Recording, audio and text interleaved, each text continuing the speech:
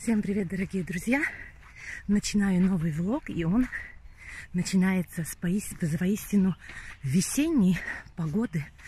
Середина марта, ну как середина, уже перевалила за середину марта, но так тепло, как будто мы в преддверии майских сегодня.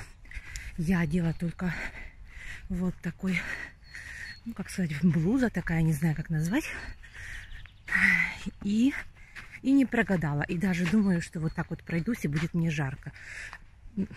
Обещали сегодня около 16 градусов. Я думаю, сейчас в солнце все 20. Потому что так тепло и так приятно. Я просто кайфую. Иду очень быстро. Мне надо куда-то успеть. Но кайфую с таким теплым. Такой теплый. Даже ветра нету. Птички поют. Просто замечательно. Но будут охлаждения, конечно же, но я бы хотела, чтобы такая погода уже не кончалась. Честно говоря, я уже давно жду тепла. Хотя я не могу сказать, что зима была холодная. Не могу я этого. Я бы согрешила. Но вот такого настоящего тепла, когда вот не нужно одевать ни шапки, ни куртки, я уже ожидаю давно. И сегодня неизмерно рада. Буду это повторять и повторять и повторять. Вот. Но надеюсь, что погода, может, нас обманет, и все-таки тепло останется. Я начала уже прятать сапоги зимние на чердак, все мыть, натирать пастой. Ну, чтобы когда придет следующий сезон, чтобы просто пойти на чердак, вытащить, одеть и пойти. Я так всегда делаю, все тщательно мою, складываю. И меня муж раскритиковал.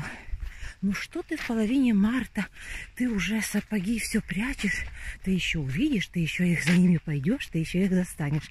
Ну типун ему на язык, чтобы это не случилось, но я уже думаю, что до такой степени, чтобы я доставала зимние сапоги до колена, наверное, уже не дойдет. И я на это очень надеюсь. И напишите в комментариях, какие ваши прогнозы по этому поводу. Кто победит, я или мой муж в этом споре.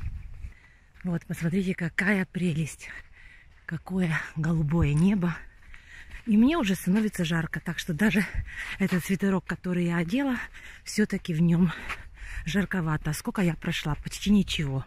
Так что придется расстегиваться. Хорошо, что я взяла такой, который можно расстегнуть, а не который надо было бы снимать через голову. Как я счастлива. И еще о пессимизме моего мужа. Он сегодня утром довольно рано выходил из дома и одел теплую куртку. Я ему говорила: сними эту теплую куртку, возьми более такую, сегодня такая, ну, как сказать, легкую, сегодня так будет тепло. Он не верит, что будет тепло. Я говорю, я посмотрю, как ты будешь возвращаться домой, и как тебе будет в ней холодно. Ну, в кавычках, конечно. И я не представляю себе, как ему будет холодно, потому что если даже утром, может быть, и было бы так прохладно, но уже когда он будет возвращаться, погода, вот видите, поправилась, уже очень тепло. Так что я считаю, что он утром совершил кардинальную ошибку. Вот мне уже пришлось расстегнуться. И я думаю, что пройду еще небольшой кусочек, и придется мне эту блузу вообще снять, потому что будет невозможно идти. И моя ошибка в том, что я одела вот этот гольфик. Он хотя хлопчатобумажный, но все равно гольфик под шею. И поэтому мне уже становится жарко. То, что мне жалко. Ну, я довольна тем, что живу вот в таком районе, где леса, где такая зеленая зона. Вот, это классно. Но что мне... Даже грибы тут есть. Но вот чего мне здесь не хватает, так это, например, весной весенних цветов, подснежников. Здесь совершенно ничего нету, вот только трава. Летом польные цветы я собираю, и я вам их показываю. Кто со мной давно, тот видел, какие букеты я здесь собираю. А вот весной ни одного цветочка. Я так люблю выйти в лес весной и что-то пособирать такое. Вот, так что меня спасают только мои крокусы на участке. А этого здесь, к сожалению, нету. Ну вот, как и следовало ждать, как я и говорила. Все. Моя блуза пошла на пояс. Невозможно выдержать. Ну и это хорошо. На то оно весна, на то оно тепло, чтобы в ним наслаждаться. Хорошо, что не взяла куртку. Благодать, друзья мои, благодать. Вот иду по такой, можно сказать, проселочной лесной дороге. Какой запах от сосен, вы себе не представляете. Это просто какой-то бальзам. Лечебные процедуры, можно сказать. И поэтому в лесу очень приятно гулять. И очень жалко, что здесь почти все начинают вырубывать. Я это уже показываю. Так что не исключено, что скоро я здесь буду гулять только и исключительно по полям. Просто слезы градом из-за этого. Люди из собственной корысти вырубают целые огромные участки. И я этого понять, к сожалению, не могу. Все. Весна началась. Посмотрите, вот у меня теперь каждый день такие сюрпризики. Это с крыши все, что есть в трубах, там этих, как они называются, водосточных. Или даже вот мох собирается на черепице. Все вот это птицы выкорупывают для гнезд. Это каждую весну вот такие вот сюрпризики. Каждый день. Вот видите? Они собирают, строят материалы на гнезда.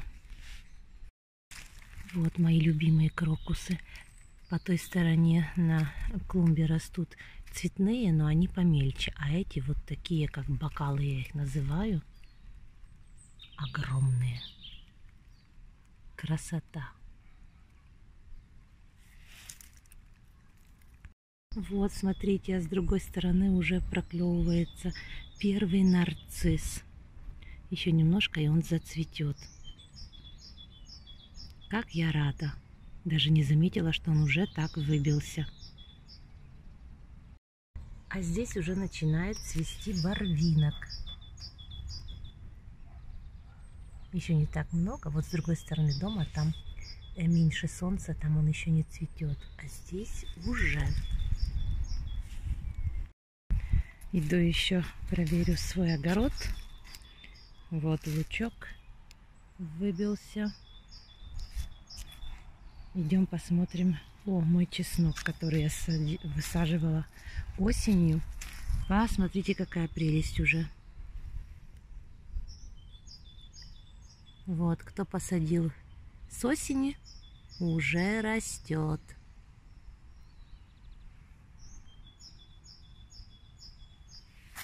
Здесь петрушечка. Но она еще такая. А тут уже пробивается первый щавель. Еще недельку, и я думаю, можно будет делать первый зеленый борщик. Я рада, что он у меня выжил за зиму. Ну и скоро надо будет браться за нашу теплицу. Кому интересно, у меня на канале даже 3 видео на тему нашей теплицы. Так что смотрите, как мы ее устанавливали, что, где и как, из чего она сделана. Вот. А я покажу вам, как мы ее будем ставить. Но еще пару теплых дней начнем ставить теплицу.